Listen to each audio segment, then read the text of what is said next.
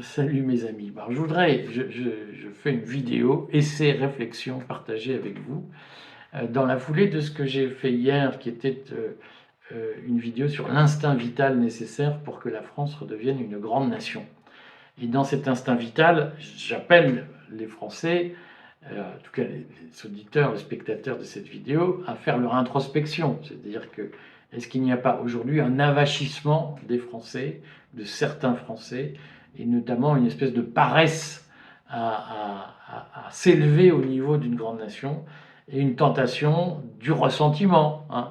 C'est-à-dire, s'il y a des problèmes, c'est à cause des Arabes, des puissants, de Macron, des énarques, des francs-maçons. Mais nous, tout va bien. Nous, on est des gens excellents. Cette tentation d'expliquer que si la France est devenue une puissance secondaire, c'est à cause des autres et pas à cause de nous, je pense qu'il faut l'interroger. Donc, je vois bien que le seul fait que je dise à un certain nombre de gens, est-ce que vous êtes sûr d'être vraiment meilleur que les Arabes, les francs-maçons, les énarques, les bidules, je vois bien qu'il y en a, ça les met dans un état de rage. Et je voulais au passage dire, je vais reprendre ces commentaires parce que je pense que c'est intéressant. J'ai eu quelques commentaires, on le redit, les commentaires c'est 5% maximum, grand maximum des spectateurs. Et sur les commentaires, 10% maximum sont des commentaires injurieux, sauf quand il y a des opérations de trolling officielles pour orienter l'opinion. J'en dirai quelques mots ce soir dans le courrier des stratèges à propos de la censure par Snapchat. Mais donc on a quelques commentaires que je voulais quand même noter, parce que certains m'ont dit, je crois que c'est monsieur Didier Molon, qui m'a dit, vous devriez aller faire votre prêchi-prêcha dans le 20e arrondissement, vous allez voir. Alors, donc je le redis, je l'ai déjà dit dans beaucoup de vidéos, mais monsieur Molon, vous avez peut-être la flemme de chercher, et vous préférez peut-être critiquer les gens sans les connaître. Mais donc, je le redis d'abord, parce que certains m'ont aussi dit, vous devez être en vacances à Bormes-les-Mimosas, vous êtes tenu avec une petite cuillère d'argent dans la bouche, c'est pour ça que vous ne savez pas de quoi vous parlez. Donc je redis, moi je suis fils de maçon, et mon père est mort, j'avais 2 ans et demi, donc je suis orphelin de père. Ma mère était femme de ménage, j'ai grandi dans la maison que mon père a construite de ses mains avant de mourir. Elle était au pied d'une mine de charbon à Liège. Dans ma rue, il y avait des Espagnols, des Italiens, des Grecs. Donc l'immigration, je connais, j'ai grandi dans un quartier d'immigration. J'ai fait des études, j'ai pas été très soutenu par ma famille qui disait mais pourquoi tu pètes plus haut que ton cul? Voilà, je me souviens de ma mère qui me dit ton cousin, je ne le citerai pas, il est ouvrier, pourquoi tu fais pas comme lui? Quand je lui ai annoncé que je commençais une thèse d'histoire à la Sorbonne, elle m'a dit bah, ton cousin au moins il a un travail, il est peut-être qu'ouvrier mais il a un travail. J'ai entendu ça. Ça me donne pas beaucoup. Certains m'ont dit vous êtes pète sec. Ouais, je suis pète sec. Je suis pas beaucoup. C'est pas parce que quelqu'un est ouvrier que je l'aime, voilà, ni que je l'idéalise. Et je ne pense pas que être pauvre soit un statut. Je pense qu'il y a autant de connards chez les pauvres que chez les riches. Il y a autant de gens bien chez les pauvres que chez les riches. Je crois à l'égalité. Et c'est pas parce qu'on est dans les petites gens qu'on doit être protégé. Je, je préfère un riche sympa, loyal, euh, généreux, à un pauvre étriqué, borné et méchant. Voilà. Je n'ai aucune forme de romantisme des pauvres. J'en viens, et je vous assure, je suis vraiment au clair sur le sujet. Voilà. Et donc, j'ai fait des études et maintenant j'habite dans le quartier de Belleville. Je fais des vidéos régulières sur le sujet. Le quartier de Belleville, il est entre le 19e et le 20e arrondissement. J'habite à 150 mètres du 9-3, département le plus pauvre de France. Alors, ceux qui m'expliquent, vous connaissez rien aux banlieues, vous connaissez rien au quartier difficile, écoutez, voilà, vous êtes juste des bouffons. Et donc, ce que je dis, à savoir, est-ce qu'on est sûr que la France est en déclin à cause des Arabes, ou bien est-ce qu'elle n'est pas aussi en déclin à cause de l'avachissement des Français? Vous voyez, je le dis alors que j'habite un quartier difficile, je n'ai aucun problème là-dessus. Voilà. Et j'ajoute, je ne passe pas mes vacances à Bormes-les-Mimosas, je ne supporte pas la chaleur. Et je dis un autre point, vous pensez qu'un patron a des vacances, c'est parce que vous êtes sans doute aux 35 heures et vous bénéficiez du statut beaucoup trop protecteur des salariés qui vous permet d'avoir du temps libre. Moi, je suis petit patron, autofinancé, je n'ai pas touché 1 € de subvention de je ne sais qui, de capitalisation de je ne sais qui. Je suis indépendant, ça fait 10 ans que je n'ai pas pris de vacances. Voilà. Et ça fait 10 ans que je n'ai pas de fiche de paye. Donc, l'armoiement des salariés bien protégés par un code du travail qui vous maintient dans l'avachissement, de grâce, vous me les passez, je ne suis pas en vacances et je ne suis pas à Bormes-les-Mimosas. Je dis ça parce que on a un vrai sujet aujourd'hui, c'est que je vois bien la tentation de dire que si on a perdu notre statut de grande nation, c'est à cause des autres, des musulmans, des énarques, des francs-maçons, des je sais pas quoi. La nouvelle expression, c'est pédocriminel.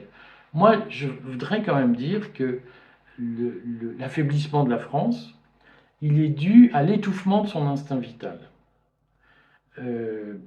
Et je pense que l'étouffement de l'instinct vital, c'est l'excès de protection.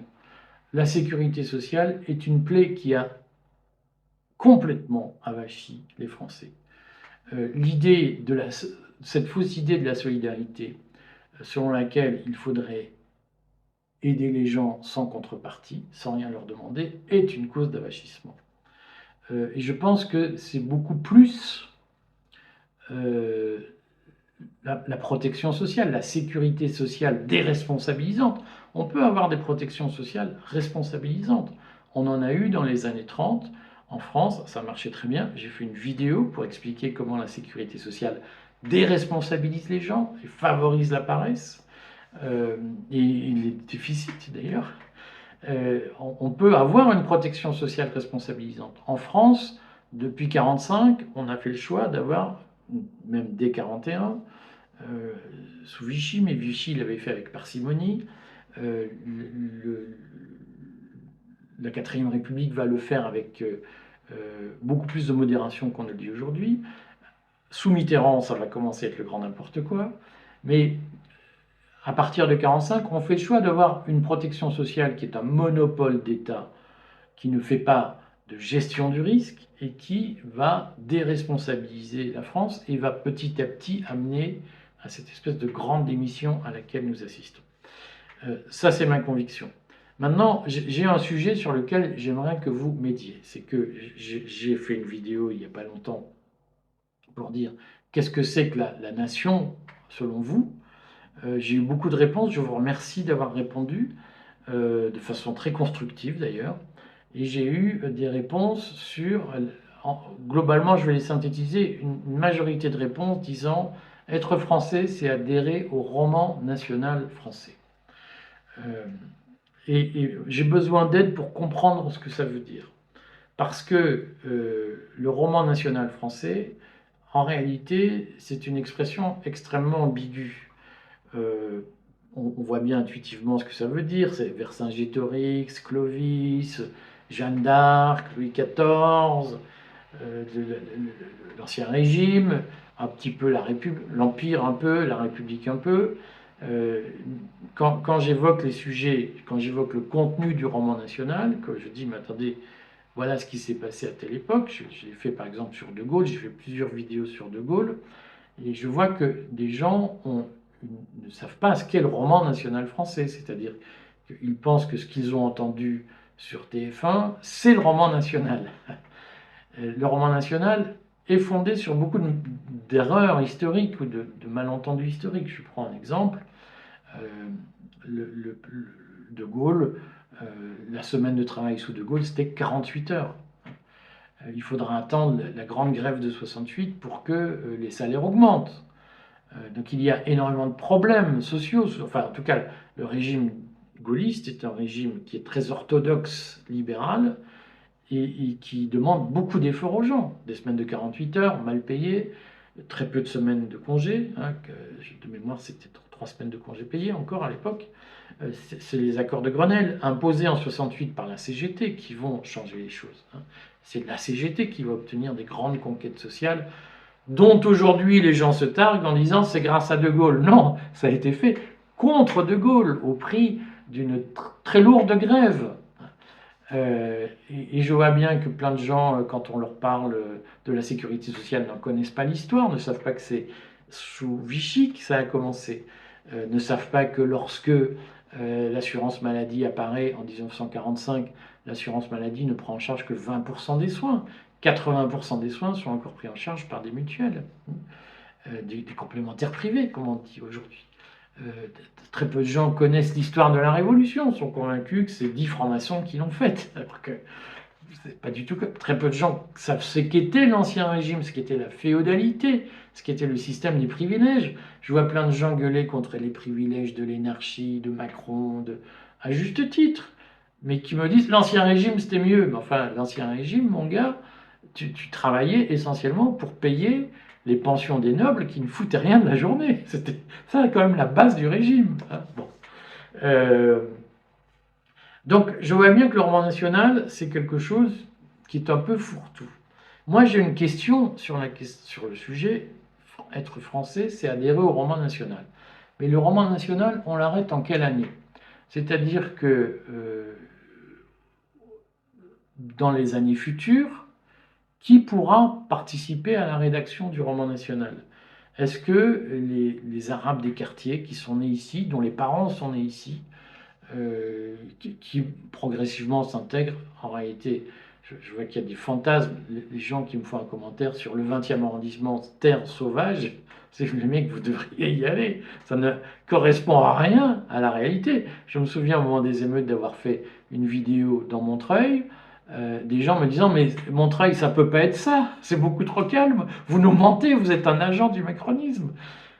Les banlieues n'ont rien à voir avec ce que les gens qui n'y mettent pas les pieds imaginent. Hein. Et les quartiers, le 20e arrondissement à Paris n'a rien à voir avec ce que les gens imaginent. Et je me sens beaucoup plus en sécurité dans le 20e que dans le 16e. Ça, je peux vous dire. Les gamins, les petits arabes du 20e sont à 99% infiniment plus polis et attentionnés que les gamins du 16e arrondissement. Ne vous en déplaise. Donc dans cette affaire, la question qu'on a, c'est comment le roman national il va continuer. On ne va pas l'arrêter à 2023. Qui va contribuer à écrire le roman national demain? Et au fond, est-ce que la France, c'est juste un passé, c'est juste une histoire? Ou est-ce que nous avons envie de construire un avenir et nous imaginons cet avenir et nous nous disons nous allons écrire l'avenir de la France? C'est ce qui m'a gêné dans beaucoup de réponses à la question qu'est-ce que la nation française? C'est que j'ai lu beaucoup de remarques. La France, c'est une histoire, c'est un passé. Et moi, je pense qu'il y aura de retour à la grandeur de la France. Beaucoup de gens me parlent de Frexit en me disant ça va être très simple. Moi, je le dis, ce sera le début d'un effort. Et cet effort, il ne sera payant que si nous révélons notre instinct vital et notre capacité à construire un avenir avec envie, avec dynamisme, avec volonté, avec une forme d'agressivité, si vous voulez, avec héroïsme. Je pense qu'on ne pourra pas construire un avenir en se disant on est contre les musulmans, contre les arabes, contre entre eux. Et nous, en revanche, voilà, débarrassez-nous des problèmes et tout ira très bien. Non, nous construirons un avenir si nous nous projetons dans des efforts, dans des projets exigeants. Et donc, ce qui m'intéresse, c'est d'avoir votre réaction là-dessus. C'est-à-dire, est-ce que vous pensez que la France est un roman national qui est fini, qui est achevé, ou est-ce que vous pensez qu'il y a encore des pages à écrire, et avec qui on va les écrire, ces pages, et qu'est-ce qu'on va mettre dedans? Je ne sais pas si vous voyez ma pensée nébuleuse. Voilà. Après, je voudrais vous dire, j'aime bien lire les commentaires, c'est important pour moi, dans les commentaires, je lis les commentaires, les trolls, je les repère, les commentaires haineux ou agressifs m'intéressent aussi parce que, même si je les supprime, parce que ils me permettent de mesurer l'étendue des dégâts et l'étendue du renoncement des Français à construire quelque chose. Je pense qu'en effet, à titre personnel, moi, j'aime pas le ressentiment, j'aime pas le scrogneux, j'en suis là à cause des autres et j'ai tout bien fait, mais les autres, voilà. Moi, je pense que quand on se plante dans un match, quand on se plante dans un concours, quand on se plante dans une épreuve, c'est d'abord parce qu'on n'a pas été bon et qu'il faut s'améliorer. Voilà. Et cette espèce de paresse qui consiste à dire c'est dégueulasse, j'étais très bon et on m'a pas pris, voilà, je pense que ça mène à rien. Mais écrivez-le quand même.